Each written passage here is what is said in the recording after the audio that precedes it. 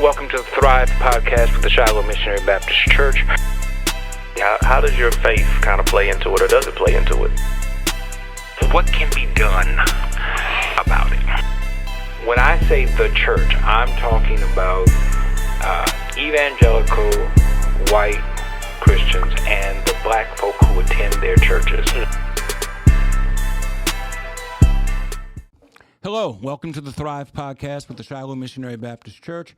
I'm Fred Jeff Smith, pastor of Shiloh, and I'm very happy that you chose to either view us on YouTube or Facebook or listen to us on iTunes, Spotify, or Amazon. As always, if there's something that we can do to make the podcast better for you, please feel free to reach out to us. You can reach me at fredjeffsmith@gmail.com, fredjeffsmith@gmail.com. I am very happy to welcome Mr. John Walton here. Mr. Walton serves as the news director for NBC 33 and Fox 44 here in Baton Rouge, Louisiana. Mr. Walton, thank you for taking the time to come and share with us today. I appreciate you guys having me. Looking forward to it. First question, how do you blend being a news director for two different stations, which from my novice perspective have two different agendas? I know that when it comes to national news, NBC and Fox are very different. That might not be the same with local news, but tell me how you blend those jobs. Well, that's an interesting question. Obviously, we on a local level have to deal with the national level when it comes to content, and we have a relationship with them. But outside of being an affiliate of NBC and Fox, that's pretty much where it ends. They can reach out to us if we have a big story. We'll send it up to them. If they have something national, the war in the Middle East, Ukraine, anything with President Biden or former President Trump, we may take some of that content and use. But that's pretty much it. We don't share the whatever political leanings of either or. That's for them to worry about. Locally, we try to keep it what it is, local. We cover what's happening in and around Baton Rouge, in and around the state, in and around the region. So, and to be honest, we have enough to cover on any given day. Probably not right now because of the time of year, but when things happen with the city council or state politics, obviously we just finished an election year with Louisiana, a new governor elected, and just had a runoff races this past week. So we focus on that.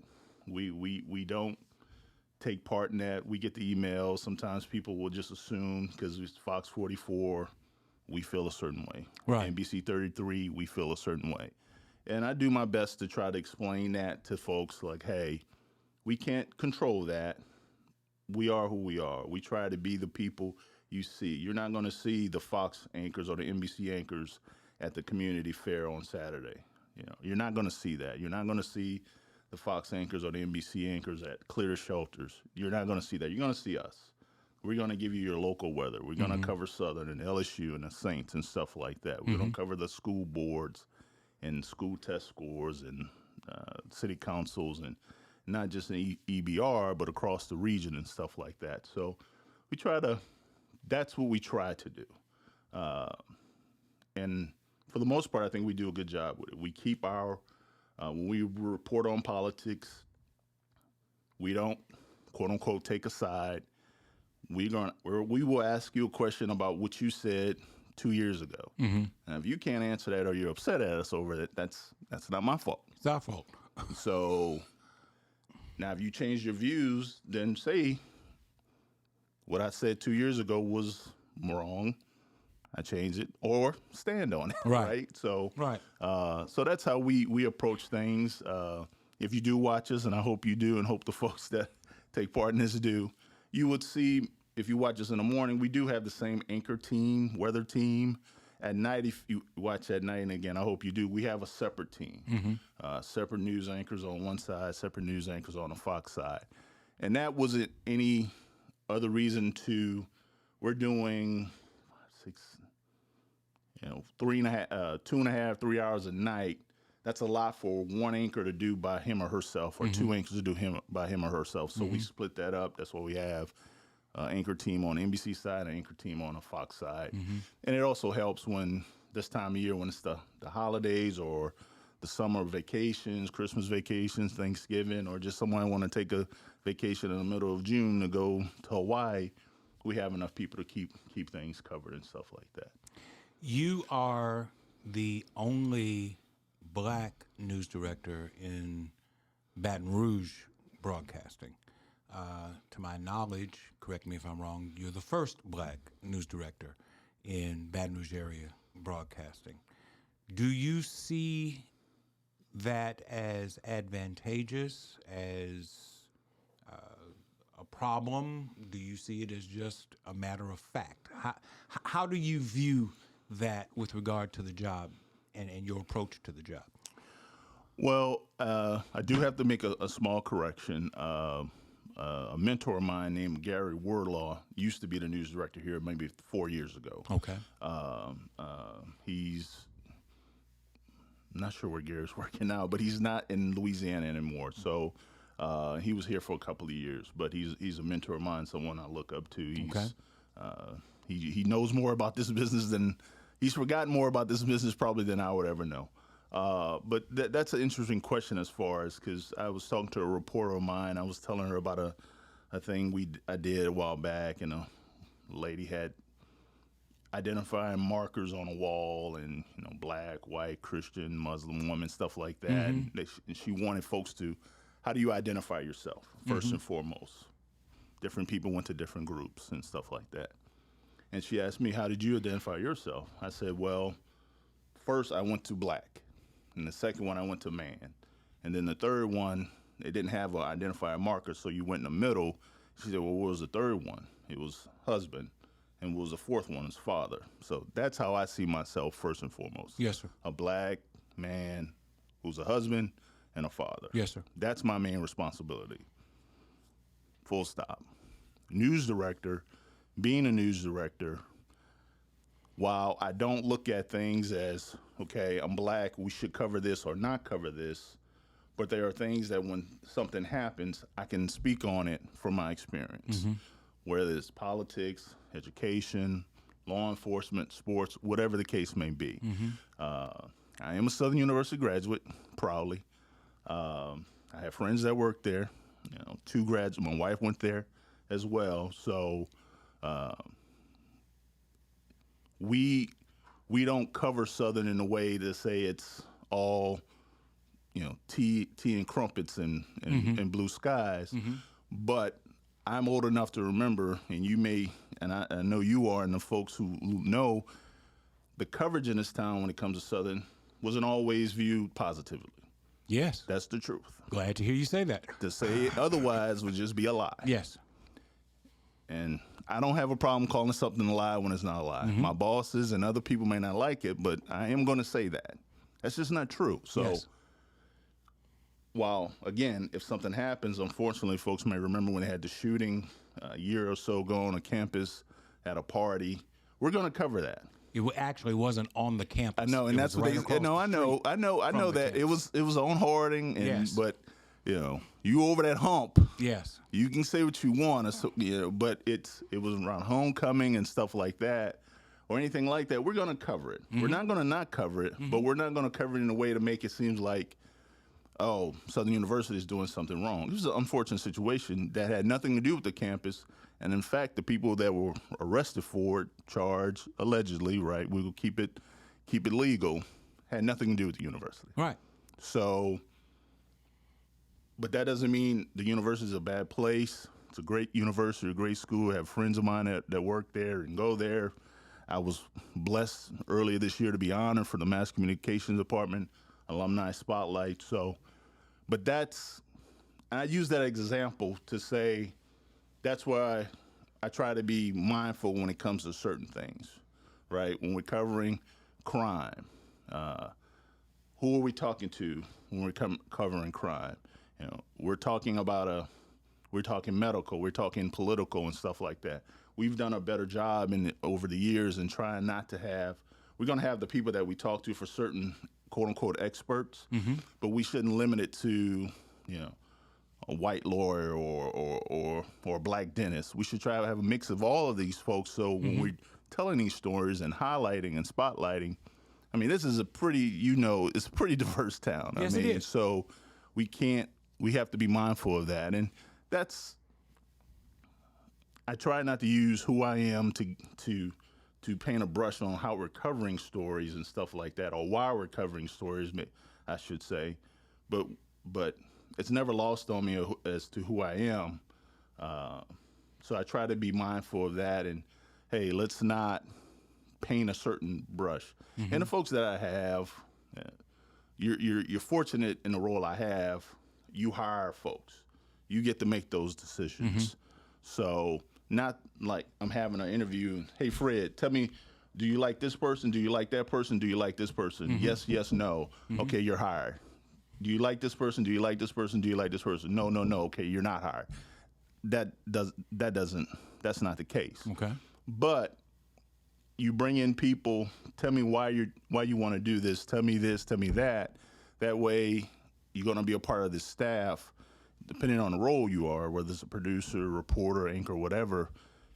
You know, that stuff is always, I won't say a part of it, but we want to make sure that we're always objective, that we're always fair. We're always giving someone, we have no agenda behind anything. And that's just the truth of the matter. I mean, I know some people don't believe that, and some people will say, "Come on now, man, that we don't have a morning meeting and say, okay, how are we going to screw over politician A, B, or C? How are we going to make this person look bad?" We don't do that.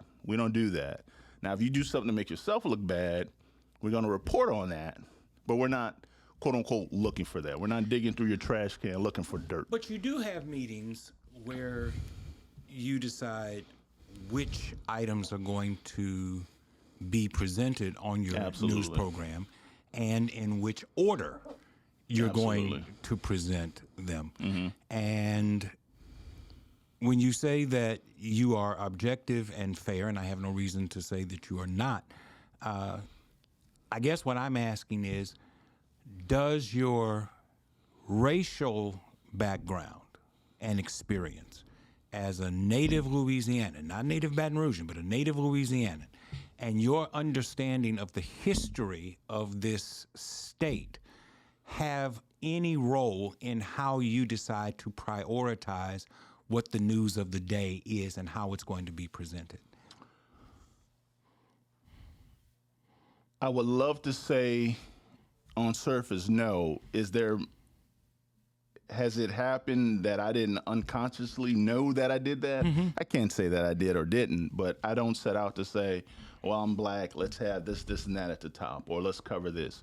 We try to cover a wide range of stuff. Let's just keep it honest. Sometimes the crime in our area could be a little rough. I mean, that's putting it mildly. We don't always just run out and do live shots just because somebody, unfortunately, that was a fatal shooting. We don't do that. We'll cover it, we'll spray it, VO it. If we get some sound with law enforcement, some sound with residents, we'll do that. One of the things that I try for us to do is we do take it case by case. If, unfortunately, we've had some quote-unquote folks that would be considered innocent that were caught up in some crime, let's do a story. Let's highlight the baby Devin Page and talk about him and talk with his family. Let's talk about Miss Allison Rice and who she was. Because all intents and purposes, the baby was in his home sleeping. This young lady was just driving on Government Street. We had a situation the other day where there was a fatal shooting, and the information we got was that it was a drug deal. Well, I'm being honest, we're not going to do anything more than report it and keep moving, right? I don't want to turn somebody into a choir boy when they didn't live that choir boy life. Sure. It's unfortunate for that mother because she has to go through that, and that father, but it's also another side of that. It's unfortunate for the other family. My mom called me yesterday, said there was SWAT at the home next door to us because they were looking for somebody. I talked to her yesterday. they're having a big Thanksgiving feast today. It was like nothing happened. I said, well, there's nothing you can do about that. So that's kind of where I use my role to make those type of decisions. We do want to cover community stuff, and we do a good job of that, I think. Probably not as good as we should, but sometimes that depends on who I have working a day. One day I may have 4 reporters, one day I might have 1, and you got to cover the best story. But we do try to paint a picture of the area that's now not just quote unquote murder, death, kill, or something that's bleak and dreary. We want to have something like last week when the test scores came out about the schools. We led with that, and it was my decision to lead with that. And why are we leading with this? Because there's a lot of people around here that got kids in school and they want to know how those schools are doing. There's a lot of people out here that may not live in this area but want to maybe move into the Baton Rouge area for whatever reason, a job, school, or whatever. Like I did a couple of years ago, I want to know what schools are doing well because I have kids in school. So now, and that's why I made a decision where we live, because of the school district, right? So, and people want to know about that kind of stuff. So I made the decision, and you talk about what stories go on a newscast, we kind of refer to it as stacking. Stacking a newscast. That story is going to be first. We'll have a reporter doing a live shot or fronting in the studio, and then we'll go down the line. Just a couple of days ago, we had a story when it came to, holiday travel and airports being busy. Had that on top of our newscast and our 5 and 5:30 newscast. And 6 o'clock, we changed it up a little bit and stuff like that. But try to have a full newscast that's not just police blotter, shooting, stabbing, whatever. Nobody wants to see that. Right. I promise you, nobody wants to see that. Right. That stuff is depressing. I don't want to see that. And I tell my folks, we can have a reporter fronting her story on economic development. It's only 30 jobs. I've heard this before. Like, that's 30 new jobs in the Baton Rouge area, or that's 30 new jobs down in Ascension. That's 30 new jobs up in East Feliciana. That may not seem like a quote-unquote big deal, but that's 30 new jobs that they didn't have yesterday. And that's 30 people in that area, hopefully, will be able to get new opportunities at good salaries that can lead to something else. You have to have these conversations, because now Baton Rouge television market isn't what it used to be. 10, 15 years ago, you probably had reporters and producers that had 5, 10 years of experience. Now you're probably hiring them out of college. So they don't understand that. So you have to explain that to them. Why is that? You make an excellent point.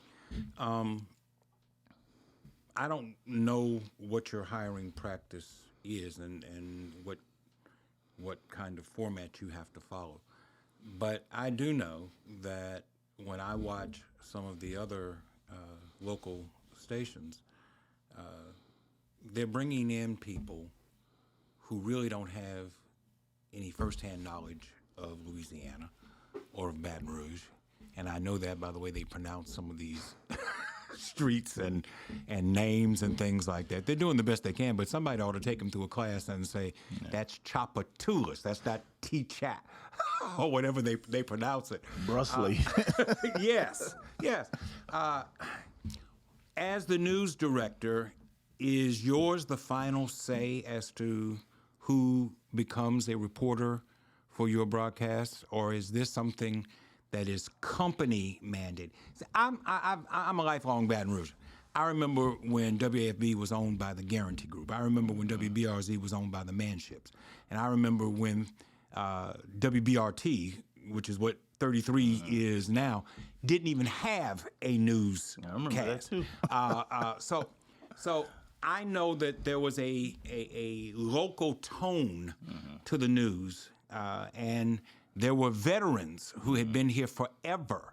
John Mahaffey was an institution here. Al Crouch was an institution here. And now you look and you see these guys, and many of them, They'll be gone in 3 years. Yeah, and they have no real connection to the city. Do you have the final say as news director as to who comes into your station? Yes. I will say producers, reporters, sports reporters. I send all I do the hiring. I'll send a real, what we call a reporter candidate or anchor candidate or weather candidate. I'll share with my assistant news director just to say, hey, I'm talking to Fred, I'm talking to Terrence, I'm talking to John about a position, blah, blah, blah. Here's their real, just give me your thoughts. Oh, I like Fred, I like John, I like Terrence, whatever. But at the end of the day, I'm going to make that decision. I'm looking for a pretty high profile position now. Certain positions or what we consider, they're all important. I don't want anybody who's here like, oh, he thinks producer. No, I'm a producer. I came up as a producer. I know what producing is, so producing is important. I'm a higher producer. Chances are a producer is going to be somebody at college, someone I promote from production. Those are where you're going to get your local people, to be honest with you. Those are where most of your people are producers or folks that are from whatever city you're in. And that's a good thing. You might get a few reporters. Every now and then you might get lucky and get an anchor. But most of the time, and a sports person, depending on the city, if you have colleges with big sports media, journalism departments, you can get people, and most of those kids are local. Maybe not from the city, but definitely from the state. Some positions, anchors, meteorologists, maybe sports director, those are probably going to be people, if you can't promote from within, which is always my first option, what I want to do. If I have a person A that left tomorrow, can I slide person B into that position? Sometimes you can do that. Honestly, if you can do that 75% of the time, you probably will do that. Now, I can't speak for all news directors, but at least that's what I try to do. Sometimes you just don't have that person in-house, so you have to go outside. More than likely, that person is working somewhere else, looking for a new opportunity, looking for a promotion. And honestly, at the end of the day, they're also looking to raise their salary about 15, 20, 30, 40%. So that's where you get that and looking for that. You talked about the WAFBs and the WBRZs. We did research a year ago, and I remember we were listening to people talk about our newscast, and they're talking about the WFBs of old and the WBRZs of old. I turned to my general manager at the time, and I told him, I said, we're fighting ghosts. We're fighting ghosts. And unless we're going to go get the Ghostbusters, there's nothing we can do about that. There's nothing we can do about that. God rest his soul. People are still, in that focus group, folks were still talking about Vernon Roger. Yes. They're still talking about people like that, and it's like, I produced for Vernon Roger. I considered him a friend. He used to cook. I used to eat his food after the newscast. I used to produce for him, so I know the man. Yeah. You can't fight that. If they're still talking about, when I used to go to my grandma's house, she would watch the news. We'd watch Young and the Restless, and then Vernon would come on at noon. I can't do anything about that. I can go get, I can go get Lester Hope to come down here and anchor for me. And they still going to watch WAFB. They might not even know who's anchoring over there. You have some people that have been over there a long time. I used to work at WFB. That's why I can speak on them a little bit. I used to work on there earlier in my career. I was a producer over there. Still have friends that work there. So you deal with that. That's kind of our challenge, because we do have a challenge. We've had a number of people come and go. You talked about the station doesn't have a long news broadcasting history. They went years, decades without any news broadcast. And then when they came back with a regional broadcast that was being produced someplace else and piped in to Baton Rouge. It was bad. There's no, again, I'm going to call it what it is. It was bad. Yeah. And when you don't have that legacy that I grew up watching, so my kids grew up watching, so their kids grew up watching, it's hard to it's almost impossible to fight that. And we talk about that all the time, because the people that do watch us, they tell us, hey, you guys do a good job. Yeah. Well, give us a chance. Yeah. But if you grew up, the first thing you do is turn on in the morning is another channel, not your channel. How do you have to find them in different ways. You talked about this podcast and stuff like that, using a different venue to find people and bring them in. Yes. And that's something that, my general manager, my creative services director, when we meet weekly, we talk about that. How do we bring people in and stuff like that? Well, because you just can't run promos on your channel. Well, to steal a term that we're in the church doing this, we're preaching to the choir. We have to go outside of the church and find them somewhere else. So that's why we try to do those community events. We try to be partners with, events up in the Felicianos, over in Gonzales, up in North Baton Rouge and stuff like that. And honestly, that's really where we're trying to grow our audience in North Baton Rouge and in that area. I lived in New Orleans for 9 years. Went to seminary down there and pastored the church down there for 6 years. And so I'm as familiar with WWL and WDSU and the anchors that you had down there. One of the things that I saw them doing at that time, I don't know whether they still do it, they took blocks in the afternoon and focused on local issues as opposed to just bringing in syndicated programming. Angela Hill had her own talk show for a period of time. Is that something that is lacking here in Baton Rouge? One of the problems that I have with Baton Rouge news, local news, is that you get the surface, but there's no digging deep into issues that affect this community. We talk about crime that's taking place in North Baton Rouge, but I don't see in-depth investigative reporting into the dichotomy between living in North Baton Rouge versus living in South Baton Rouge and things of that sort. Am I incorrect in what I'm saying, or is there a reason why there is not that kind of depth? And that's not an accusation at you guys. That's at news in general, local news in general. No, that's a good question. What television stations try to do, and I'll be honest, again, I can only speak for me. We try to develop someone that can be, quote unquote, this investigative type person. It didn't work out for a number of reasons. No fault of the person own. It's just how stuff was structured. Going forward, we're trying to be more deliberate in that. Like, okay, we're hiring Fred. This is all Fred's gonna do. Fred is not gonna go sit at somebody's city council meeting. Fred's not gonna chase crash on interstate. Fred's not gonna go to a school board meeting. Fred's not doing that. All Fred's gonna do is focus on what you talked about. Why is crime in a certain area the way it is? Why is the budget for, and I'm just speaking in generalities, I'm not trying to say the city has, why is the budget it is what it is? And we're being more deliberate in that. And that's going to take finding the right person to do that. And honestly, I spoke about earlier how we're hiring a lot of young people, kids, so to speak, that come into this. That can't be that person. It needs to be somebody that has some experience under her some belt. Weight.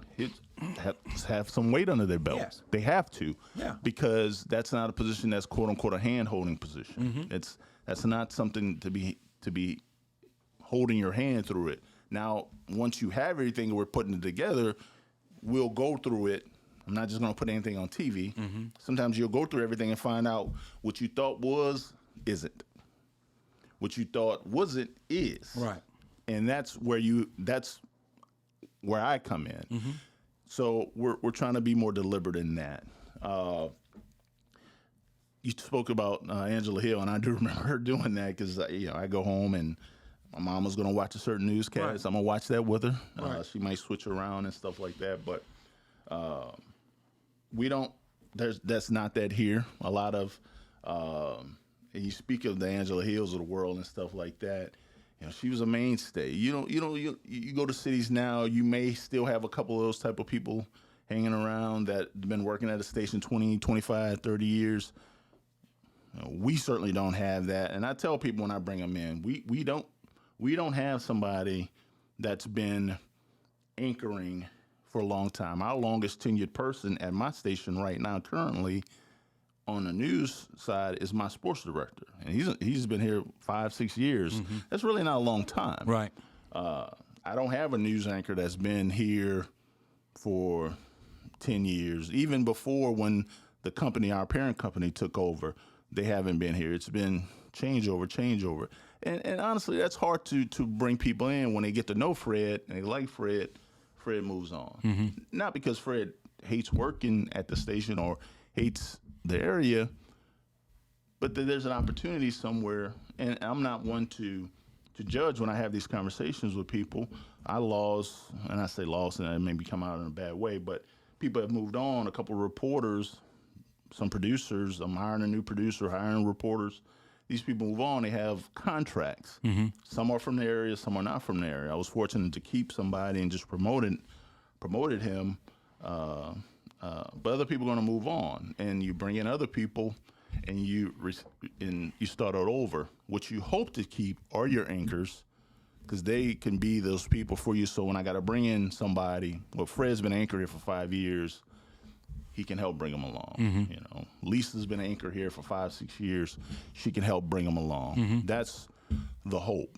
And when you bring people in for them to be long term, but I can't judge folks because you can look at my resume. I hopped around a lot. I did. I'm from Louisiana, but the first 10 years of my career, I was barely in Louisiana. I started in Texas, came back to Louisiana for a little bit. Got married, ironically, here in Shiloh yesterday, 21 years ago. Moved to Syracuse. Lived in Syracuse for 5 years. So my kids were born. They don't have a 4 on their Social Security starting number. They have a 0. And then we moved to Florida and lived there for 3 years. Yeah. And then when my career I was going into management. I was in management in those states, but wanted to be a news director. It took me to Monroe. Worked in Monroe, turned that station around. 5 years later, went to Shreveport, did the same thing. 5 years, now I'm down here.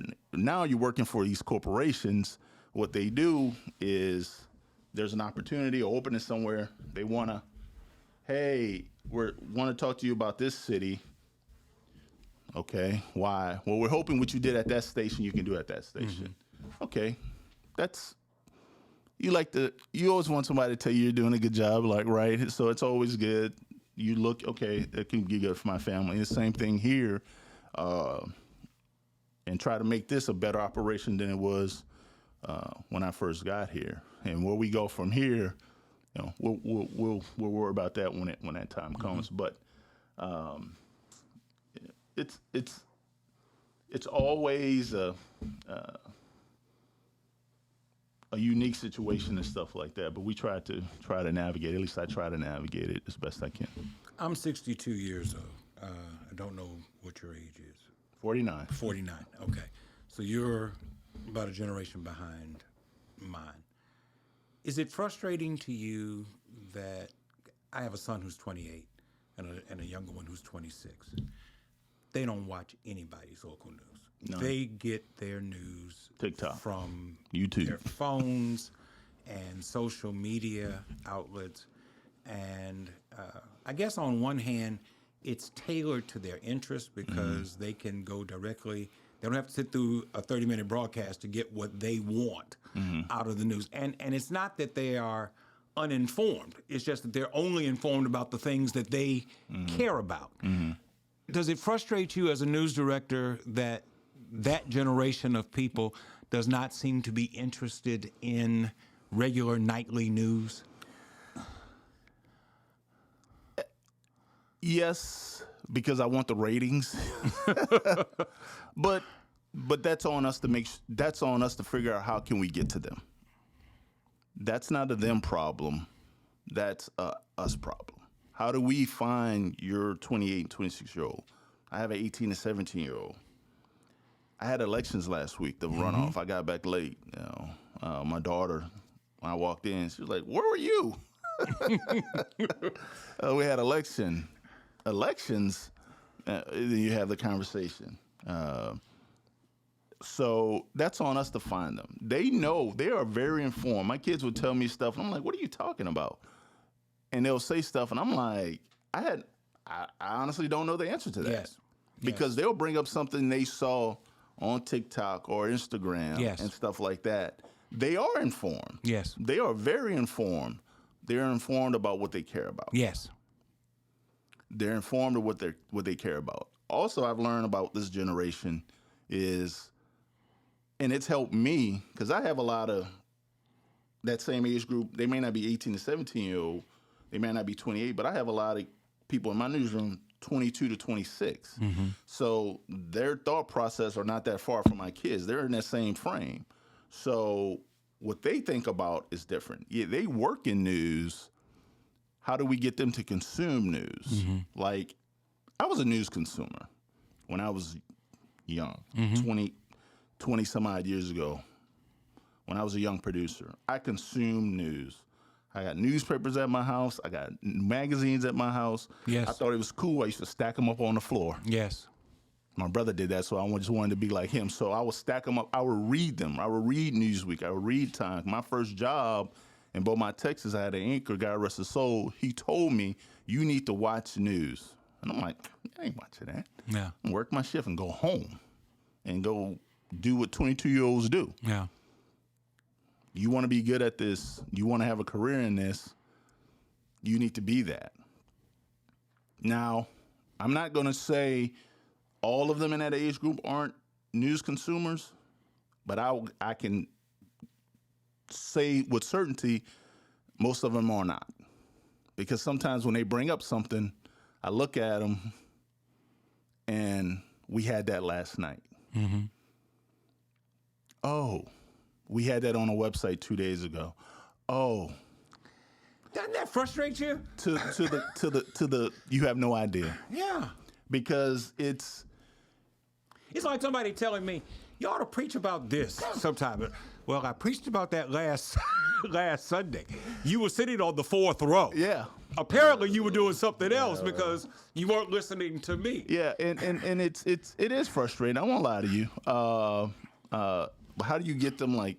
And one of the things when I talk to them in that hiring process and early on, like you want to be successful. My idea of success and your idea of success might be different. What you want to do? You watch a lot of these folks now. They get out of this because now they want to be social media influencers. I had a reporter a few years ago. She would post stuff to her social media before she would post stuff to our website. And I say, listen, I'd set her down. I just told her straight up, I say, listen, what you're doing over there is what you're doing over there. I can't talk about that. I say, but when it impacts me over here, then that's why I have an issue. Say, you have to focus on us. When you're on your off time, you can focus on you. And she nodded, understood, and to her credit, I never had any problems with her again over that. Sometimes you just have to sit down and talk to them. And a lot of the folks we have, they're going to look at you in a certain way. They're going to look at you, and not so much as, John's my news director. They're going to look at you in a parental type of way, in a guardianship type of way. So I try to be respectful of that, and sometimes that helps because I can sit them down in that chair and say, "Let me talk to you. I'm going to talk to you straight up, straight up and down about what you're doing, what you're not doing. I'm not going to yell at you. I'm not going to scream at you. That's not who I am. I'm not going to cuss at you. That's just not who I am. One, it's something that I've never done, and two, I'm not your mama. I'm going to talk to you straight up. Now, if you don't want to do this, that's fine, but you need to tell me that. But if you want to do this, there's certain things you have to adhere to. And if you want to be successful, I can help you get there. I know I can because I've done it before. There's enough people on this fictional piece of paper that can say, John Walton did X, Y, Z for me. And working in cities and doing well for themselves, even on a network level, that I know what I'm talking about, right? So you have to be receptive to it. Everybody's not going to be receptive to it, and that's fine. I had a news director, a mentor of mine, many years ago when I first took on a role as news director. He said, I'm going to tell you right now, you go hire 10 people, you'll be happy if 4 of them turn out to be what you thought they were. I was like, 4? I was like, no. He was not telling one lie. He wasn't wrong. No. And he's somebody still to this day I lean on when I have something I'll just want to pick his brain because I respect him immensely. But he was not wrong. I thought he was crazy when he said that, but he wasn't wrong. He's like, that's just how it is. You can interview them, you can do your due diligence, you can call every reference they give you. Sometimes it just don't work out. Is it a money thing with regard to combating technology or trying to utilize technology? Because a lot of these local stations have apps that you can put on your phone that I imagine were designed to compete with other aspects of social media. But when you go to the app, I have them on my phone, it's just rehashing or repeating of what was on the television broadcast. And I don't need a repeat of what I just watched. Yeah. So is that a matter of money? Because the technology seems to be present, but I don't see where it's being utilized in creative or innovative ways, if that's a fair criticism. Yeah.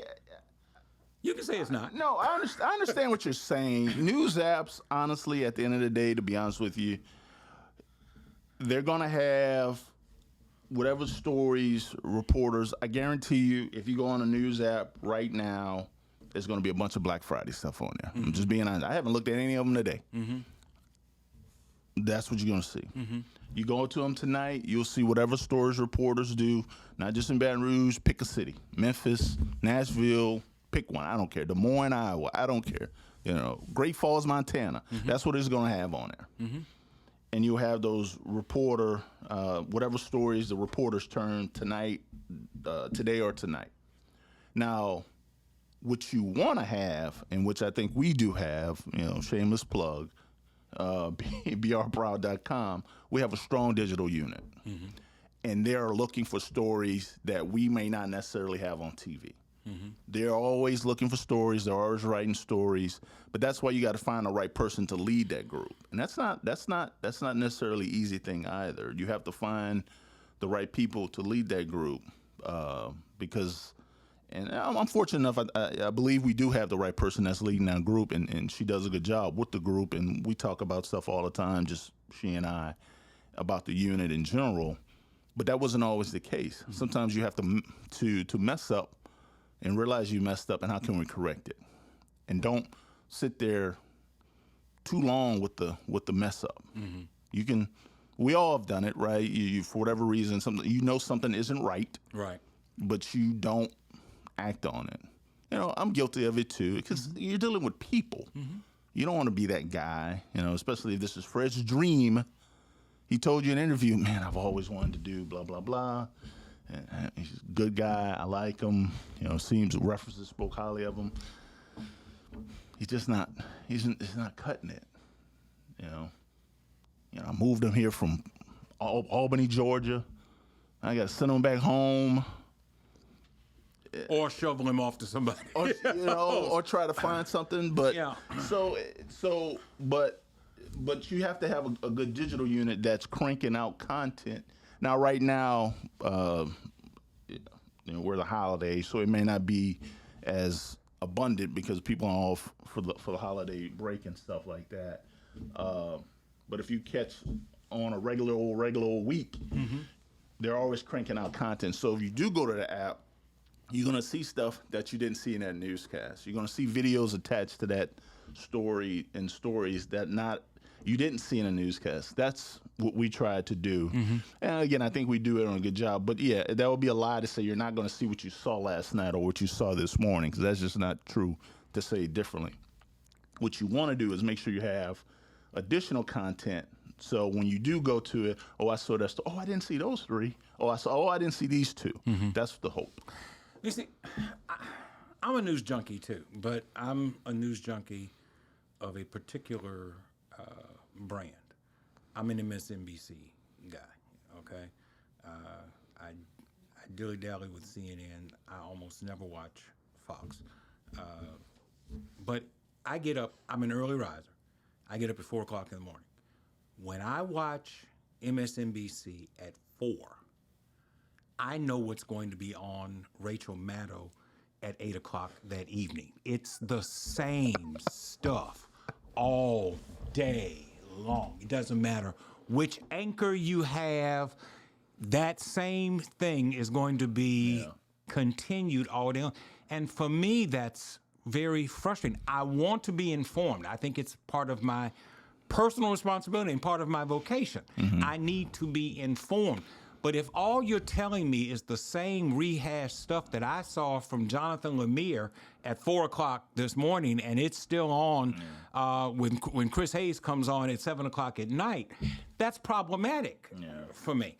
And if that's true on a global scale, imagine how much more true it is if I'm watching local news. Yeah. Well, I can't speak on nationally, but yeah, you do see certain, you can kind of look and this is going to be the quote unquote theme of the day. Yeah. You know that off the TOP. That's going to be the theme of the day. Locally, if you watch the 10 o'clock, you watch the morning, there's going to be some, again, I'm a producer, so I know. I produce late newscasts, I didn't produce morning newscasts. Sometimes, depending on the city you live in, if you're living in, I worked in Orlando, Florida. They had a lot happening between 11 o'clock at night and 6 o'clock in the morning. So you probably had a lot of different stuff. You're probably not going to have a lot of stuff from in Baton Rouge from 10:30 at night to 5 o'clock in the morning. You might have a fire, hopefully. If you do, it's something negative. So you're not going to have anything. So you're going to cover it, spray it, VO it, move on. So Fred's package from the night before, Terrence's package, John's story, you find it in, you're sprinkling some national stories, you're going to have your community interviews, an event happening this weekend, you have your pet segment, what animal, cute cat or dog you can adopt, all that stuff. You're going to have that. Yeah. What you hope is during the day, probably not now because it's a holiday, so you're not going to have a lot. Again, if it's a regular Monday through Friday and non-holiday, during the day, you're going to have enough content so when you turn on the news at 5, whoever newscast you turn on, ours, somebody else's, WDSU's, station in Memphis, you're going to have different content. So if you did watch in the morning and you watch at night, you're not going to see, that house fire that they had in the morning. Only reason why you might see that same house fire is, between then and now, we've learned new information. The house fire was purposefully set. Unfortunately, a life was lost, or something like that. The house spread and whatever. So you may have some of that, but for 90% of it, the weather's going to be different.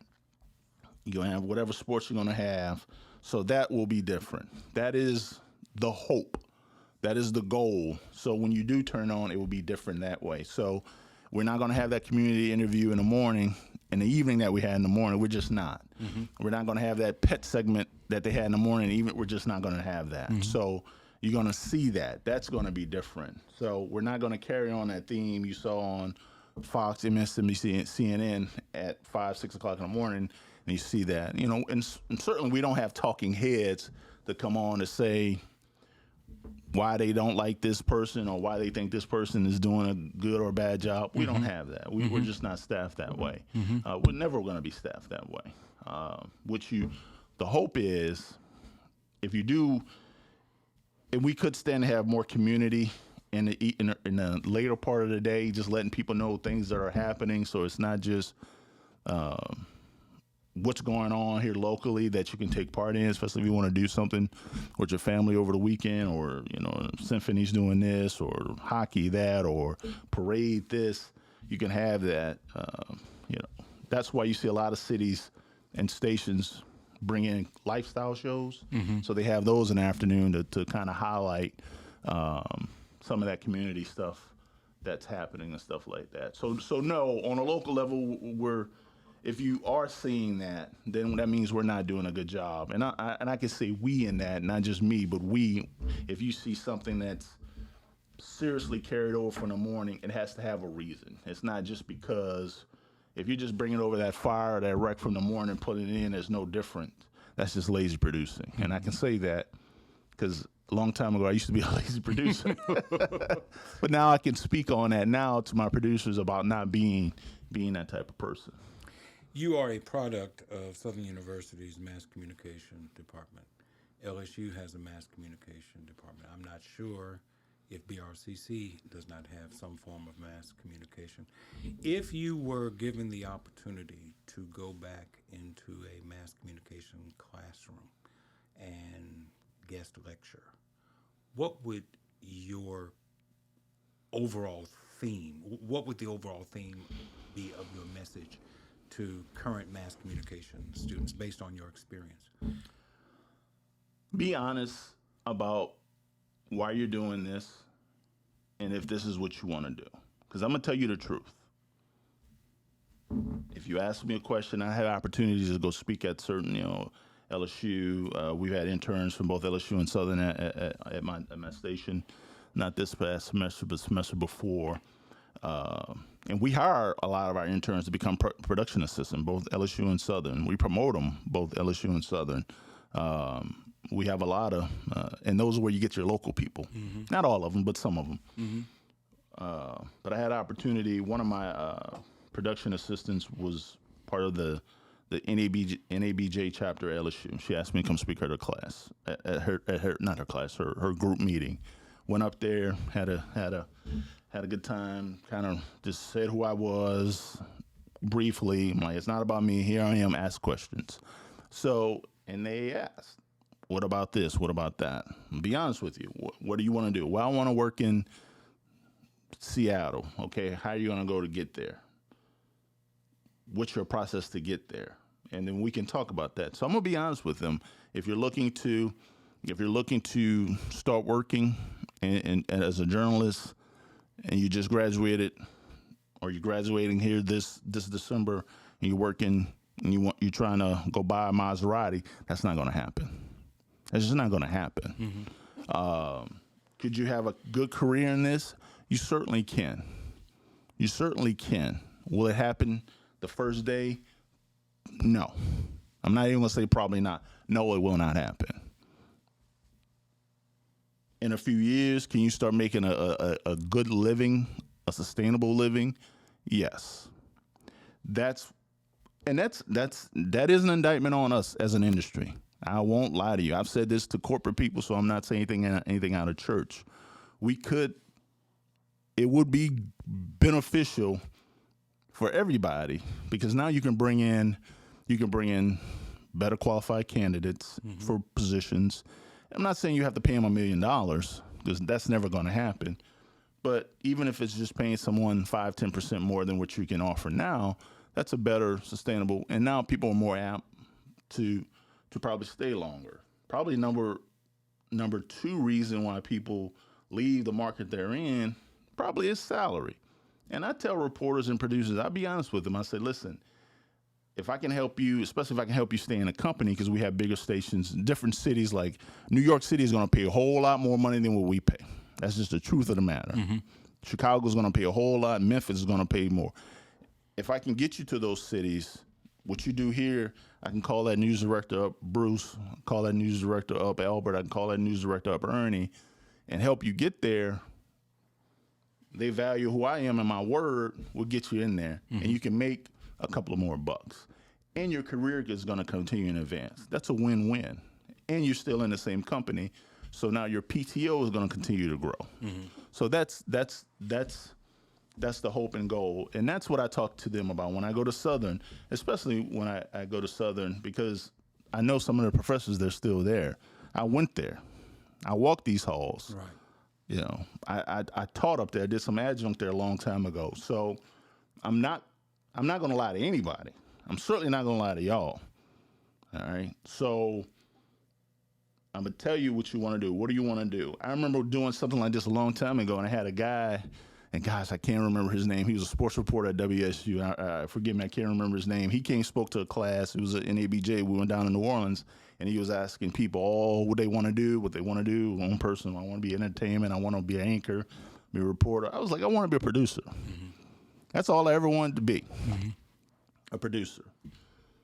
And he said that, I never forget, he said he's going to move faster in his career than the rest of y'all, because if he can become a good producer, his skills are going to be more wanted than a young reporter or a young anchor. Because at that time, no one was hiring young reporters or anchors. Mm-hmm. because they didn't need to, because they had the veterans already. But if you can be a good producer, you start off working in Beaumont, Texas. A year later, you could be in Austin, Texas.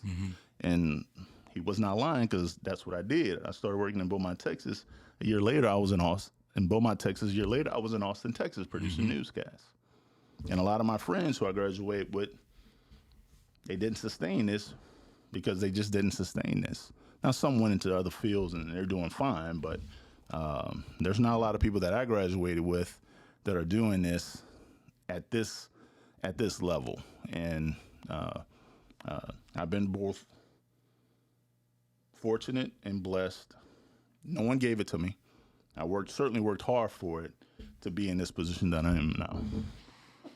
Let's turn the page and talk a little bit more about your personal life. You just said you've lived in various places. Lived throughout Texas. You've lived in Florida. You've lived in North Louisiana. And someone who is a native of New Orleans, extreme South Louisiana, lived in North Louisiana, and now you live in South Central Louisiana.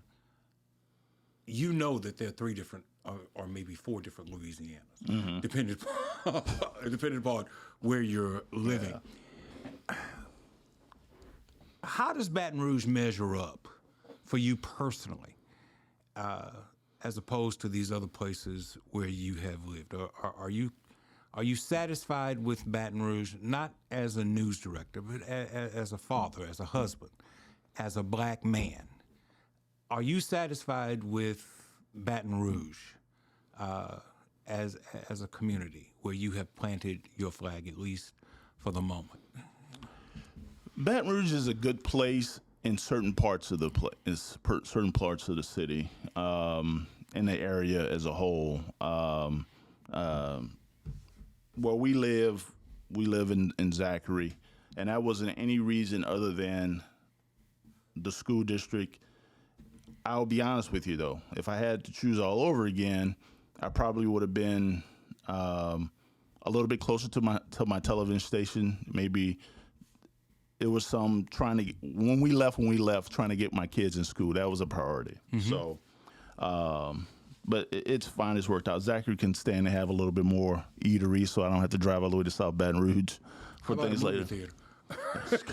Hey, listen, I told somebody, man, I have never understood why in a growing community like that, nobody ever bothered to put a movie theater. It doesn't even have to be like a Tinseltown. It could just be a two theater, 3 film screen, and you can build that mug and probably retire in a year because all the money you'll make. Absolutely. And God, don't put a Starbucks there. You definitely can retire in a year and a half.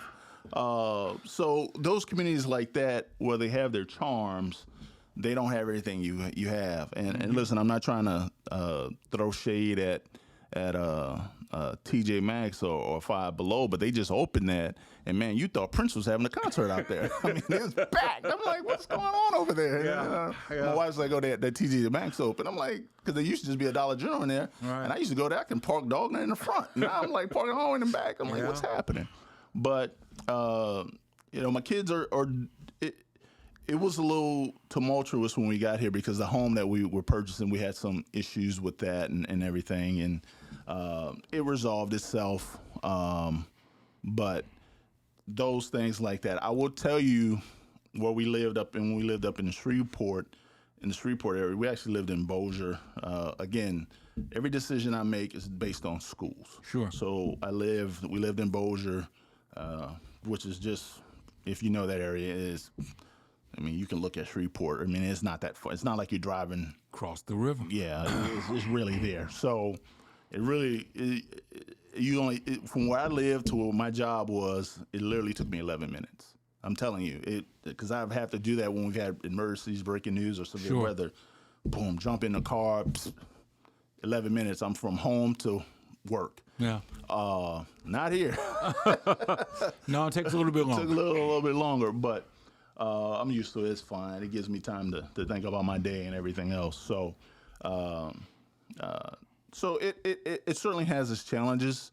The community is a good community. I think it has the infrastructure to be better.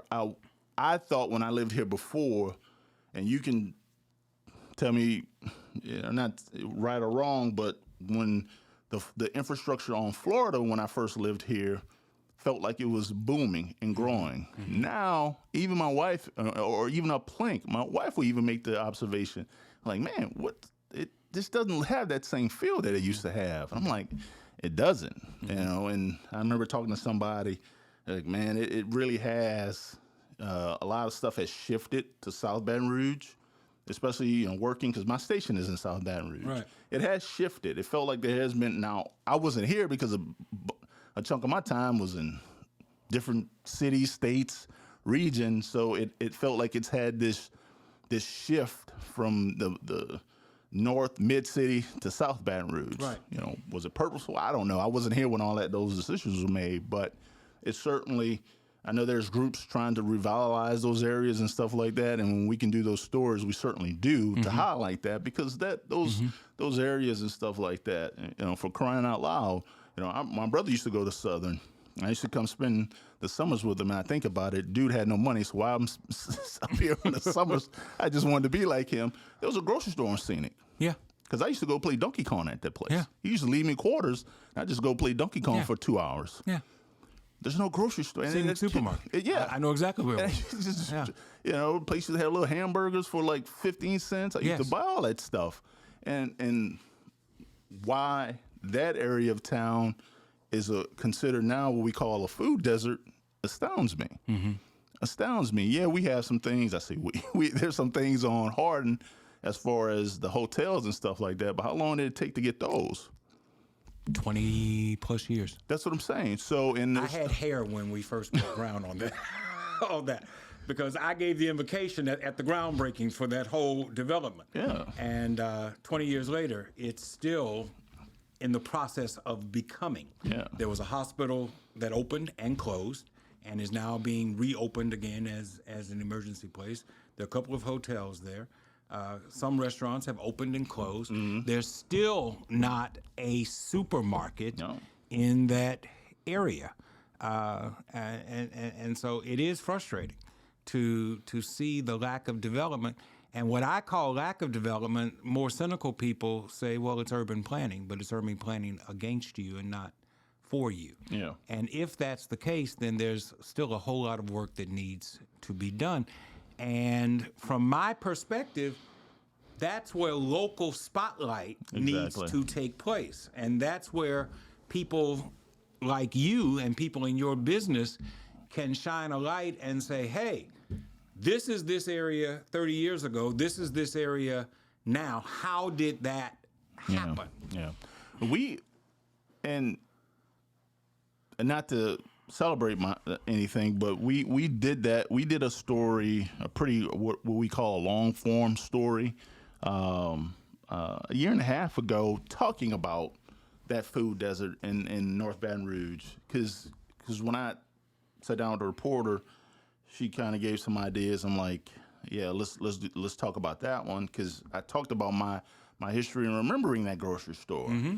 And look, we don't need a super Kroger or Super Albertsons or anything like that. I keep saying we, but because I am connected because I went to school there, so I spent a lot of time. I grew up there. So I grew up in Southern Heights, right over the hump. Yeah. So for me, it's personal. Yeah. To see what has happened to that area. And folks have to drive to Baker and or drive to Zachary and stuff like that. And not everybody has those means to just do that. You have an older population that, and thankfully those folks are still with us, but they just don't have that opportunity, that those means of just, let me just jump in my car and go get a gallon of milk or a carton of eggs or a loaf of bread. But if you had that locally, again, it doesn't need to be something massive, just something that when you need those things, you can get by. And most people, you go to a grocery store. Yeah, you go to a grocery store and you buy your big. I have young kids, so we're spending way more than we did a few years ago. But sometimes you just, like my mama, she just go in the store to get a half a gallon of milk, some eggs, some bread, twos and fews, just enough to get her through. So it's not like you're looking for something massive. You're not Thanksgiving, obviously you're buying turkeys, but you're not doing that every week. You're just looking to get you through a pack of chicken and some chops and stuff like that. You're not looking for anything. So I know they were like, well, a grocery store's coming to North Baton Rouge. I'm like, oh, okay, cool. Where are they putting it? They're like, well, I'm like, technically that's mid-city, but oh God, you know, you're singing my song. That's not, I'm happy for them. Just on the north side of Florida Boulevard is not North Baton Rouge. I know, and by the way, it's Rouse's. And the Rouse family was at the insurrection January 6, 2021. I do not understand why Negroes are patronizing Rouse's in any way, shape, or form. Just wanted to get that out there. I've heard that more than a few times, believe me. Yeah. So I'm just curious, a man who's had the kind of experience and background you've had, and in the field that you're in, you can probably demand to go anywhere that you want to go. For the time being, you're here in the Baton Rouge area. Is this a place where you think you might want to stay long term? I'll be honest with you. If you said, will you be doing this for another 10 years? That answer is probably going to be no. Do I want to, my contract, because I'm under contract too, is timed out that it's going to be over when my kids graduate high school. They're fortunate. My wife is a very smart lady, and I'm glad my kids, those genes have passed along to my kids. But she was like, you sell yourself short. You're a freaking news director. Mm-hmm. I'm like, I wasn't a great student in high school. When I got to college, I turned it around and became better. And like my mom used to say, apply yourself. I applied myself. So, but my kids, and a lot of people say this, my kids' grades are very well. They're in the process of being admitted in schools and getting scholarships offers. At some point, I'm like, you guys, it's great to get the admissions, and I'm like, I told my wife, we were laughing like we down bad because we didn't get all these acceptance letters they get and stuff like that. Like we down bad, and we're excited. I'm excited when I see that because I'm proud of them. But at some point, you guys have to make a decision on where you want to go, and it's going to depend on what they want to do and what colleges. Only apply to school you know where you want to go and what has the degree you want to go for.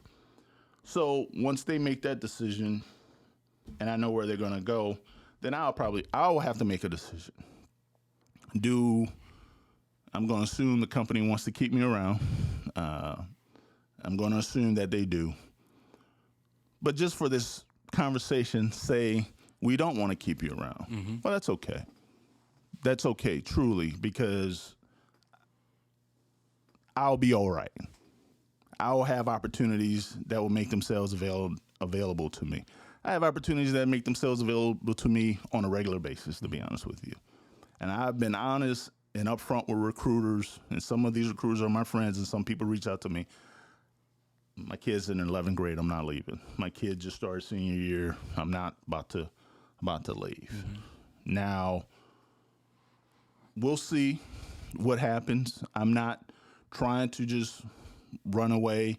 And then at a certain point in this career, where I'm at my career, I am going to be choosy and selective, right? I'm not going to move like when you to talk to 22-year-old John, I moved anywhere you want me to go. Mm-hmm. I moved to Montana, bet, let's go. It just didn't matter. Wherever you want. Now, all respect to the state of Montana, I'm not moving to Montana. Sure. I'm not moving to Iowa. There's certain places south of the Mason Dixon line I'm not moving to. There's some places I would move to, but there's certain places I'm not. I loved our time in Syracuse. Some of the best people I ever met in my life lived in Syracuse, New York. Okay. I'm being honest with you that that Southern hospitality thing is truly a myth because you meet those folks, they were immensely. The thought everybody say what they will be like. I'm like some of the nicest people in the world. Mm-hmm. I can't deal with those winters. I'm just being honest with you. I understand. They are brutal. Yeah. And you get a certain age, just like I need sun and warm. I prefer summer. Well, this summer, no, because it was just blazing hot. It was. But typical 95, 98, 99 every now and then, 102 here and there, I'm fine with that. I can deal with that. Up there, God bless them, it's snowing from November till April. And I don't deal with that no more. So we'll have options. And my wife and I, we talked about this. I'm sure it'll kick up, especially once we get into the new year, because it's going to be, okay, we need to figure out what we're going to do. Do I want to, if my kids are in Louisiana going to school, do I want to move to Albuquerque, New Mexico? Mm-hmm. I'm not going to say no, but I'm not going to sit and say yes either, right? So, and then, I'm very fortunate and blessed. My mom is still with us, so I like being where I'm at now. Like, and if I need to, because I've done this before. It's times I went to work, had our meeting, did what I need to do, jumped on interstate, drowned down there, put an air conditioner in her window, took the old air conditioner out her window, threw it in my truck, cleaned up, ran to the grocery store for, did what she needed. 2.5 hours later, back on the road, back at work at 1 o'clock. Yes, sir. Now, if I'm living in Albuquerque, New Mexico, I can't do that. Right. Not that there aren't people around that can help her. They are, because literally my mama lives here, my sister lives right there. So it's not like she's far.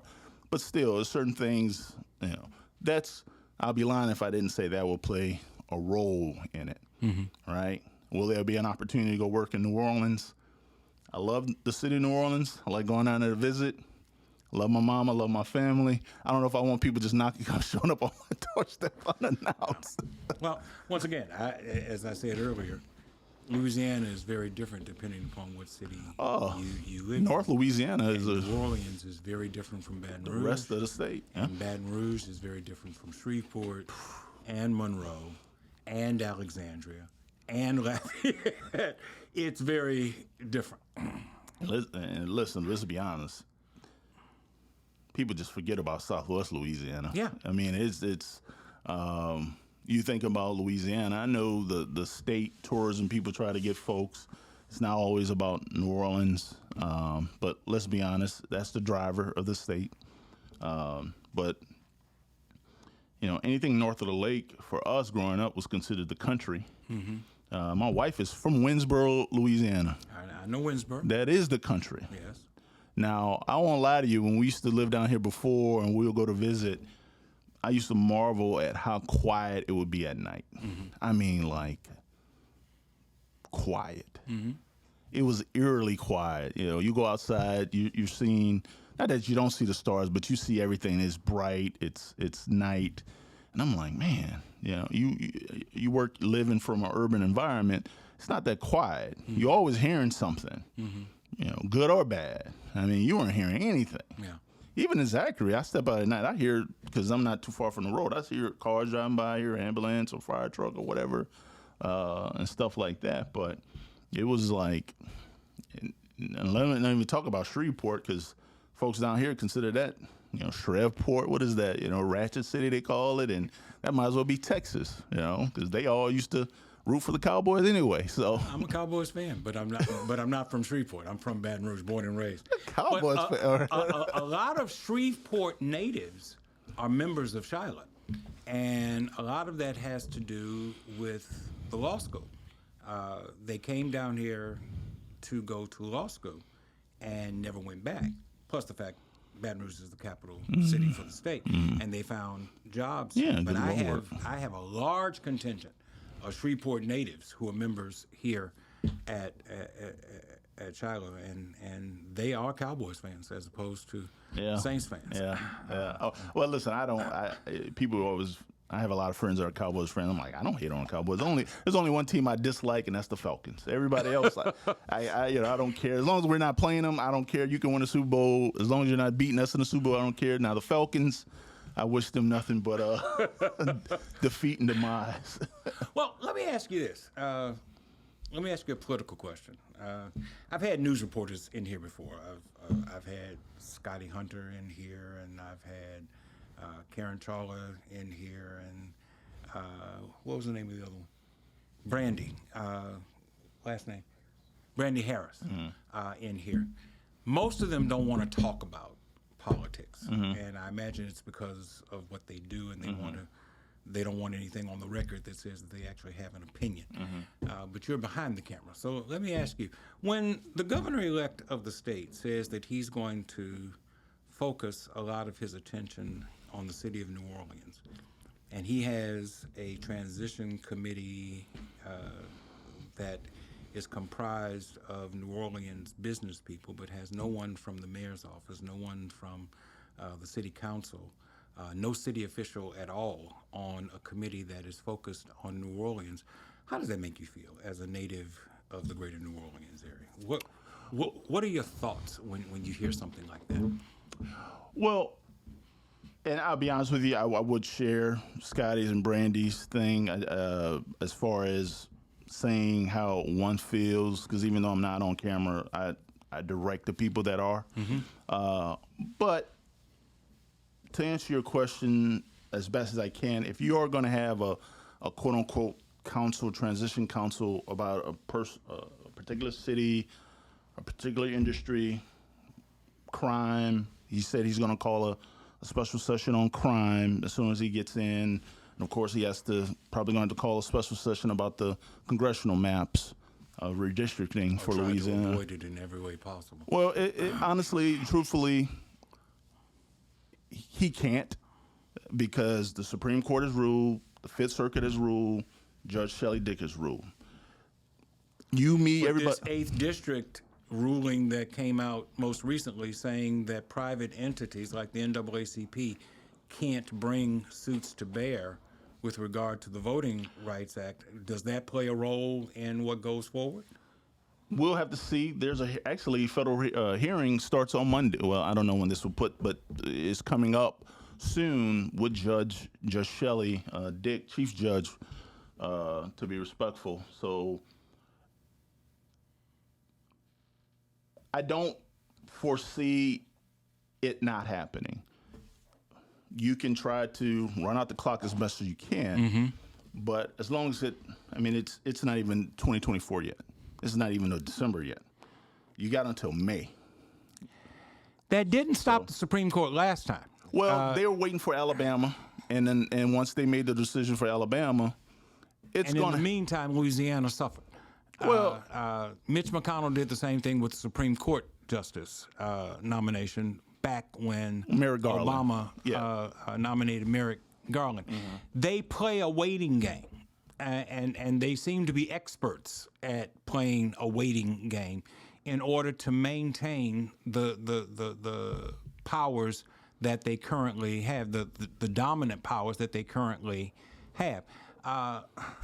But when I see that the governor-elect has put together a committee specifically aimed at New Orleans, but has no one from local government on the committee, but has Boise Bollinger serving as the chair of the committee, it gives me concern as to what the governor's intentions might be. And I'm just wondering if you share my concern.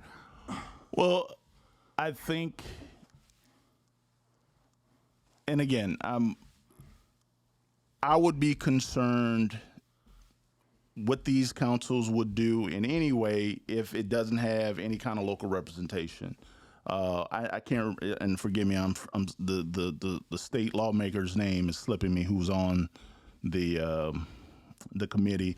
But again, you're right. There is no one from the city council in the mayor's office. But let's be. I mean, we can call a spade a spade. They're not political allies. It's not like it's Governor John Bel Edwards doing it. I'm sure if there was a Democrat that was elected, would this be happening? Probably not. I think we can probably safe to assume that.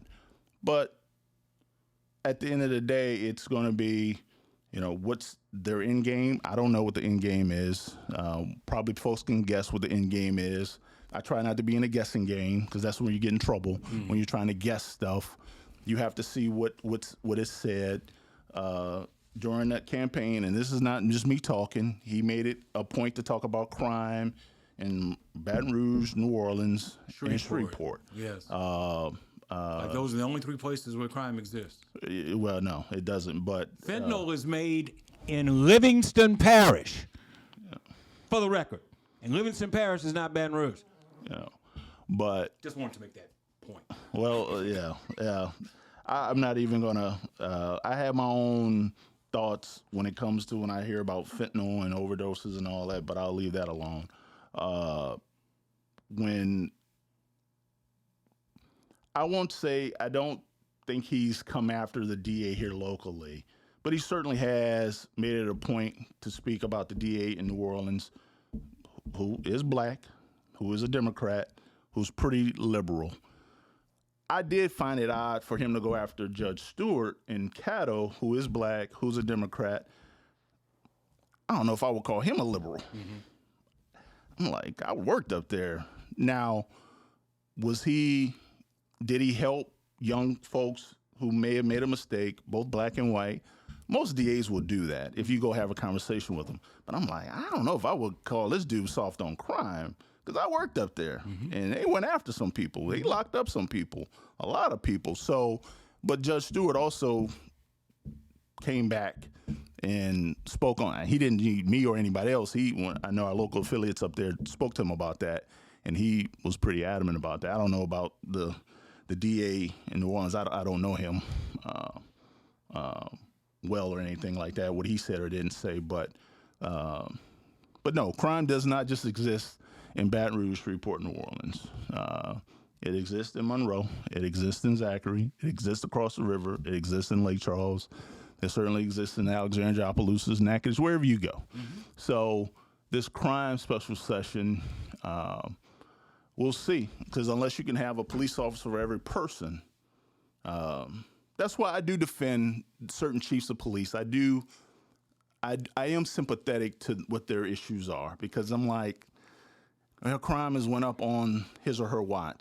I'm like, the chief can say whatever he wants to say. He can beat the pulpit as much as he wants. Man, he can't stop Fred from shooting John. That's correct. He can't do anything about that. If John and Fred gets into an argument and Fred pulls out a gun and shoot me, unless Terrence is a police officer and will stop us, it's not going to happen. It's not going to happen. Two dudes get in an argument across the river in Iberville Parish. Sheriff Stassi is pretty hard on crime. There's nothing he can do to stop that from happening. They just get in an argument at noon on a street in White Castle, and he just pull out a gun and start shooting. Yes. There's nothing anybody can do to stop that. So, I am sympathetic when these folks say, well, they're not doing enough about crime. Well, what policies do they have in place? They're soft on crime. Being soft on crime doesn't mean you're soft on crime. Sometimes a young person can make a mistake. You're stealing a pack of non-laters from a store. Okay. You carjacking someone and killing them, that's something different. Mm-hmm. Allegedly. You should be prosecuted to the fullest extent of the law. Mm-hmm. But a kid make a mistake, sometimes you have to try to, what's going on? We want to sometimes get to the root of an issue.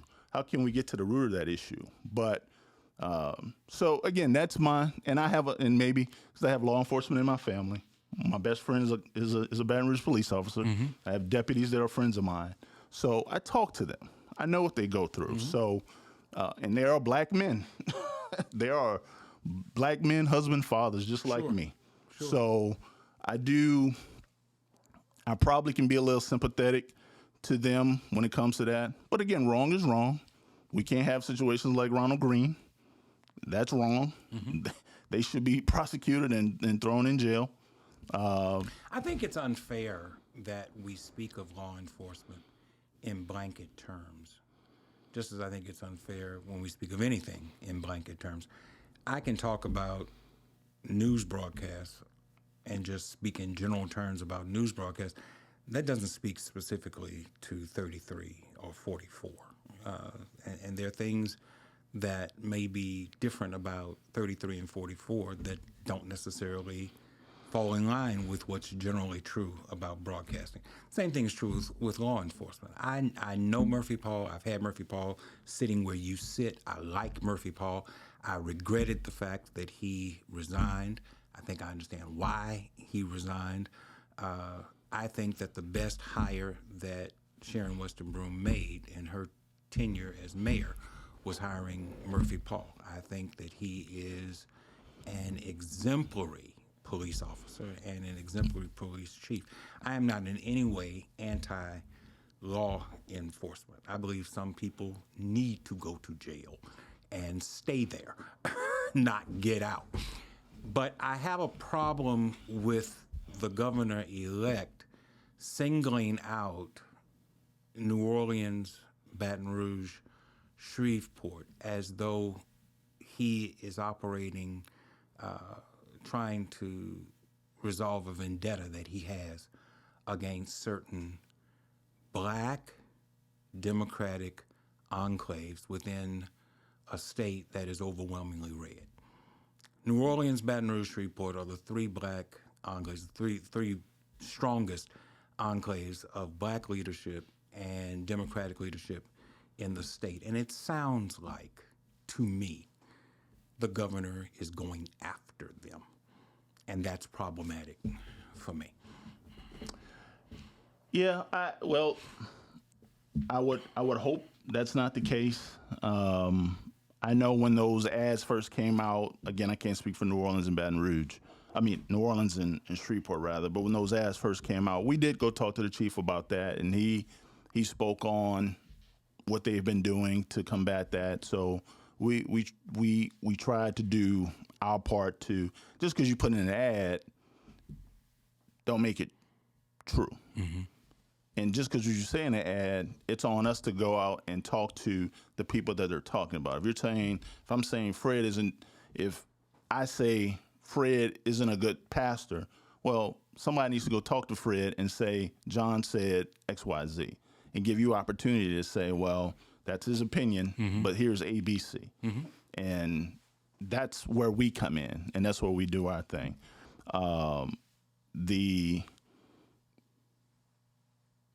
But it's weird in a way, because if you look at voting that just took place, Governor-elect won. Historically, I don't think it's crazy, and I'm probably getting into in the weeds and stuff, but I don't get the sense that he or Wilson thought it was going to be over that night. Yeah, we were told that. From enough people that neither had speeches ready that night. Mm-hmm. They just assumed it would be a runoff. Mm-hmm. They already had buys for runoff for ads because they just assumed it would be a runoff. Sure. And that this past, whenever the last race was, the November 18th, but that's last week, but whatever, would be the night that it was determined. Mm-hmm. So they were, both sides, I don't want to say surprised, but probably slightly surprised that it turned out the way it did. Now, I would say this. I don't know, that last ad that the governor-elect ran from Shreveport with the guy, a black man, whose son was killed in a shooting. That resonated. Mm-hmm. I'm just being honest with you. Mm-hmm. That resonated. Well, and Louisiana is a real state. I don't have to explain to you. Most folks who, Louisiana is not one of these. You got a Democratic primary. You vote for whoever you want to vote for. Right. You vote for whoever you want for. You want for Fred and you're a Republican or Democrat, you vote for Fred. Boom. No muss, no fuss. That's what it is. He got a lot of Democratic votes. He got a lot of black vote. Mm-hmm. Now, I'm not saying he 12% of the vote for Landry was black. That's what I'm saying. 12% black vote. So it's not like, I'm just saying, right, wrong, good or bad, whatever his message was, or was that he put out there, 12% of the black vote in this state felt he's my guy. Mm-hmm. Now, you have to do a deep dive for the 12% to find out why you felt that way, mm-hmm. but they felt that way. Now, that if he only gets 5% of that, you're probably in a runoff. Mm-hmm. And would he have won in any way? Maybe sort of. I don't know. We will never know. Like the owl used to say in the Tootsie Roll commercial, we'll never know. But he got 12, and it was certainly enough to put him over. Even in not, it certainly didn't help that turnout was what it was. But that's something else for another day. But he got it. Now, and I'm not saying you, I'm not saying me, but anybody listening, watching, and feel it wherever they want to feel, they still got he got the 12%. Now, was it an older demographic that voted for him? You know, I use older people in my life when I speak to them about certain things. Younger things may not resonate to them. They are hardcore when it comes to drug use, abortion, crime. They're going to feel a certain way. So you might have a candidate that may be a little bit, I don't want to say soft or loose, that's not the word, but may not share their views entirely. They're not going to vote for that person. They're just not. They're just not. Louisiana, right, wrong, good or bad, is a conservative state. And it ain't just white folks that are conservative in this state. They're not. I've folks I know like, man, Louisiana, all those black folks, why aren't they like Georgia? I'm like, I don't have that answer. You got to talk to the people, Well, one thing, they need to be motivated to go out and vote, and the motivation should be self-motivated. We just did a Staying in Prayer segment on this whole issue of voting, and my conclusion is different from some others. I've heard people say that it was because homecoming was on that day. I don't buy that. That to me is ridiculous. Another group says that not enough black politicians came out to urge people to vote. I don't need anybody to tell me. You shouldn't need somebody to tell you to vote. It's because we were trifling. It's because we were lazy. It's because we chose not to go to the polls. It's because we did not recognize the importance of honoring those who came before us to make the vote possible and died, and honoring ourselves by taking full participation in the voting process. According to one pollster whose name slips my mind right now, but it's in the Staying in Prayer segment that we just did, 26% of those who voted were black, statewide. 26% of those who were eligible to vote voted. Now that to me is shameful. That 74% of people could not be bothered to go out and vote. That's why he got the shaving of 12% that he got, because we didn't go to the polls in sufficient numbers. And what we have gotten as a result is completely locked out of state government politics for the next 4 years. The governor is Republican, the legislature is Republican, and the judiciary is inconsistent at best. We are locked out of state government, except for a handful of people, and you'll know who they are by which contracts they get over the next couple of years. But other than those few people, we're locked out of state government. And when I hear the governor-elect say, I'm going after New Orleans, and Clancy Dubose down there in New Orleans is saying that he's tasking this committee to find ways for him to use executive orders to usurp city government in New Orleans. And if he's successful in doing that in New Orleans, he'll do the same thing in Baton Rouge, and he'll do the same thing in Shreveport, and he'll say that it's for the public good. I don't trust Jeff Landry as far as I can throw him. But he won. He is the governor-elect. And I think that people should recognize what they have gotten themselves into and what they have allowed to happen, and vow that they will not allow such a thing to happen again going forward. And it starts with next year's presidential and congressional elections, because as quiet as it's kept, there's a significant number of black people who are willing to vote for Donald Trump, which blows my mind completely. Yeah. But it exists.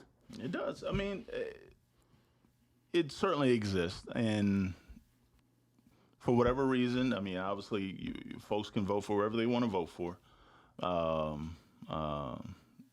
But you're right. No one should have to motivate you to vote. And in my opinion, I mean, I've read enough and been taught enough about history. Listen, vote. You can't. I can't sit here and complain about Governor Fred or Mayor Fred. Who'd you vote for? Or did you vote? Well, I didn't vote. I mean, we see the race up in Caddo. And listen, I'm not responding to what you're saying because I just can't. But we see. I'm just being honest with you.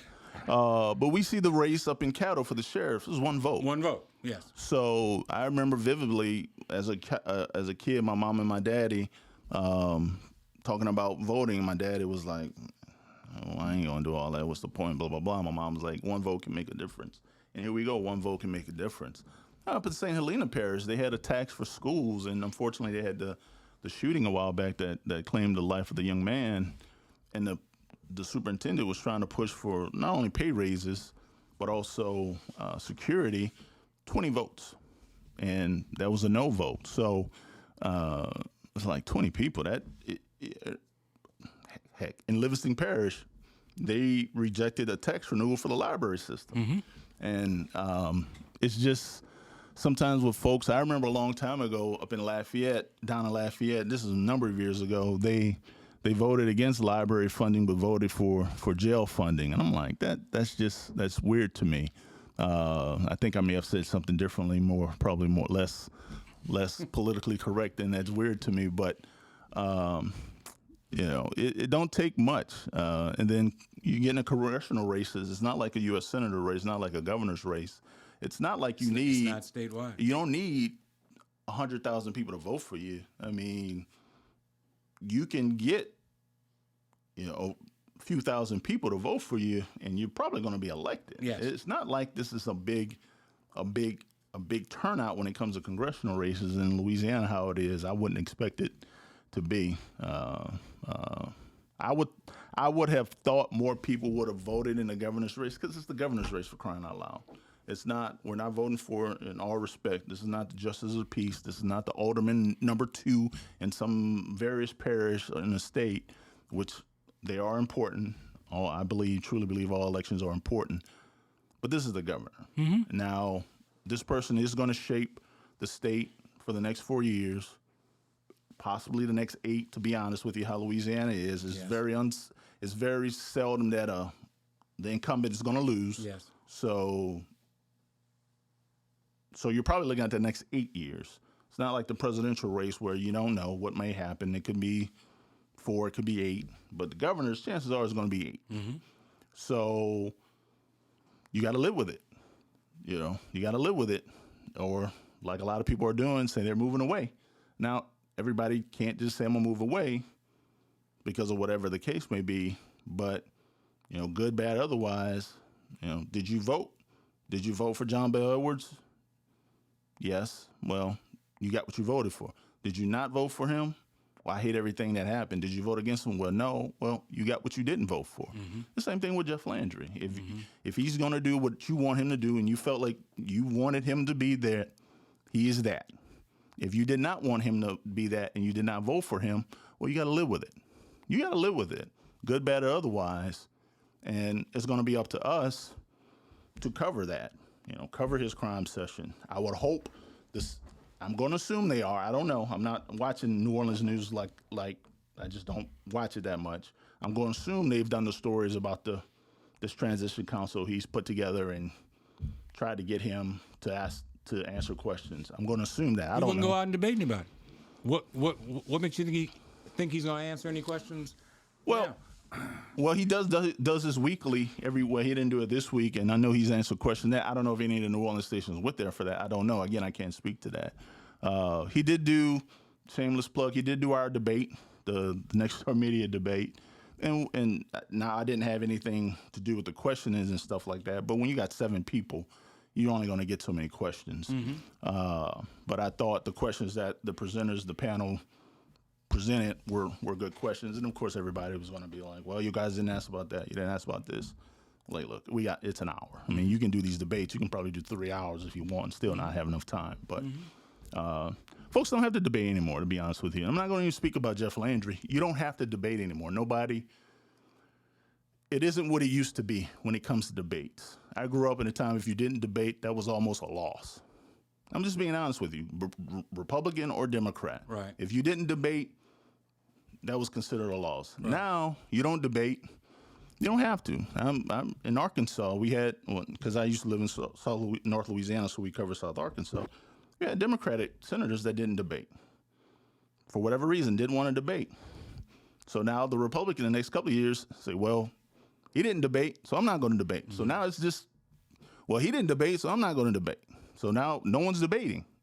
Usually, the response to not debating when asked why is because they feel like there is an unfair slant of the media. In Landry's case, Well, he tried to say the National Urban League. There you and I remember, and I know the New Orleans stations did the stories, and we've done stories. We partner with the National Urban League here locally when it comes. They had the big health event, I think in early October, and stuff like that. They're a black organization, and I remember when all that came out, I said we need to ask about that because a third of the state is black. Mm-hmm. You know, so is he trying to? You can't avoid black people in Louisiana. Mm-hmm. You just can't. I don't care who you are, where you're at. It's impossible to do that. So I found that to be because I know the news director down there at WWL. She, I thought she had. I don't remember word for word, but I thought she had a good response to that, and they covered that. I don't know if the other stations did because it was a WWL debate, so the other stations probably ignored it because I would have ignored it too if it was somebody else because not my business, stay out of it.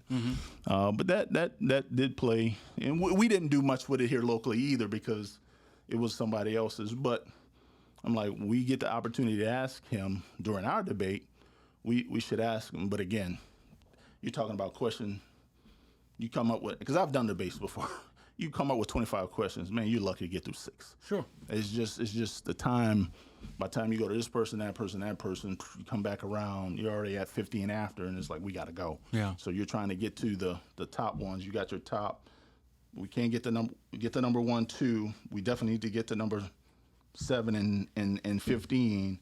So you got somebody probably in your ear telling you, go to 15. Yeah. And stuff like that. And then time just kind of gets away from you. And then somebody else is in your ear telling you to wrap it up because we got a hard break. Terrence knows about that because we've done debates here, and I'm in his ear saying, wrap it up. And he's saying, we've got 4 more questions. No, we've got to wrap it up. We tell people longer than... Because at some point, people start tuning out. Well, anyway. The most you're going to get from them is an hour. And nobody's going to sit around for...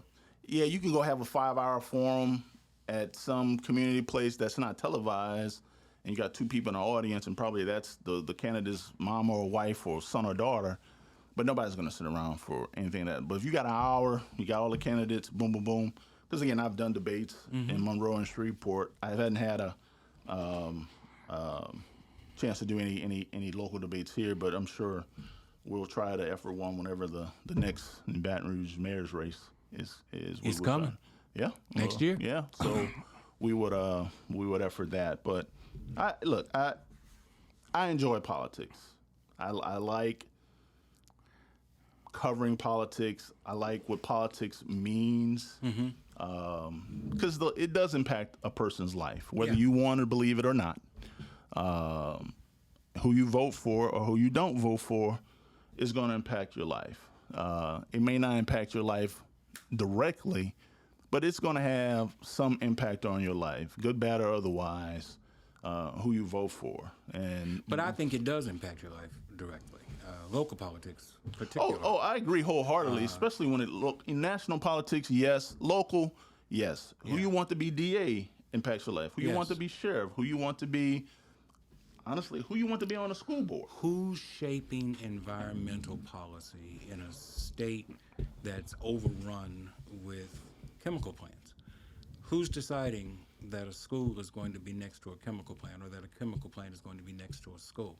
We have serious problems with drinking water all over this state. It's not just in New Orleans. It's creeping up here into Baton Rouge, and our depletion of these underground aquifers, that's a serious issue. All of that is local politics. It's not just potholes, which is what I used to hear people say. If you fill in the potholes, you're going to get reelected. No, it's a whole lot more than potholes. So I think it does have a direct impact, and I get concerned when I don't see depth. Trying to finish up with where we started. I don't see depth in reporting. I hear the headline, but I don't see the depth. And again, that's not a criticism of your particular broadcast. That's a criticism of local news in general. Well, you're not saying anything that focus groups don't tell us. You're not. And I don't. You can take it as a criticism. Look, nobody wants their baby to be called ugly. I certainly don't. But you can pout over it for a few minutes, but then you have to figure out what you're going to do. How do you fix it? Well, you need to fix something today. Well, I can't fix it today. There's no way possible for me to fix it today, tomorrow, or even next week. Can I fix it going into the new year? Because we all have budgets we adhere to. We're not the federal government. We just can't say, okay, here's $500 million, go do something. Well, that will be great. It don't work that way. Can you get it in your budget for the next year, 2024, coming up? And then, like I said earlier, okay, find somebody that can do those stories, that can give you that surface. And surface is fine. Surface is fine. Sometimes all you can do is surface, because that's all you have. That's who you have that can do the surface. I mean, we're talking about young people. They do the best they can, and they'll grow. That's all we want from people. When I hire them on day 1 to where they are in day 60 is growth. From day 60 to day 230 is growth. But even that growth, sometimes they won't get to that. But if you can find somebody like we talked about earlier with that weight and that experience under her or his belt, now they can kind of do that. It's not going to be every day they go do that. But okay, I'm just picking Thursday night at 10, Thursday night at 9. They're going to have that story. It's probably going to be 3, 4, 4.5, 5 minutes long. But that's okay. That's okay. And then next week they're going to have something else, and the week after that they'll have something else. It's only going to probably be once a week type of story, and that's fine. And you'll do that. You mentioned Scotty. Scotty's a good reporter. Let's be honest with you. Scotty didn't break the Brave Cave. We had no idea it existed. I'm just being honest. I'm just being honest. And it's probably and he's going to live off of that, and rightfully so. He should. And I like Scotty. I know Scotty, so I like him. I can say that. So he did a good job with that. So it's, but that's what you need, because people want those things. They want that stuff. They don't want just the drive-by news, and I don't mean drive-by in the shooting type of connotation, but they just sometimes they don't want just the surface and stuff like that. I'll say at the end of the day, they just want to know if it's going to rain tomorrow. That's probably the most thing they want to know. So I appreciate your time. Yeah. Mr. Walton, thank you for coming by and sharing with us. I said when we started about an hour. We're moving up to an hour and 45 minutes. Oh, wow. So I really appreciate your investing a little bit of your day with us. Thank you for viewing. Thank you for listening. We'll be back again next time.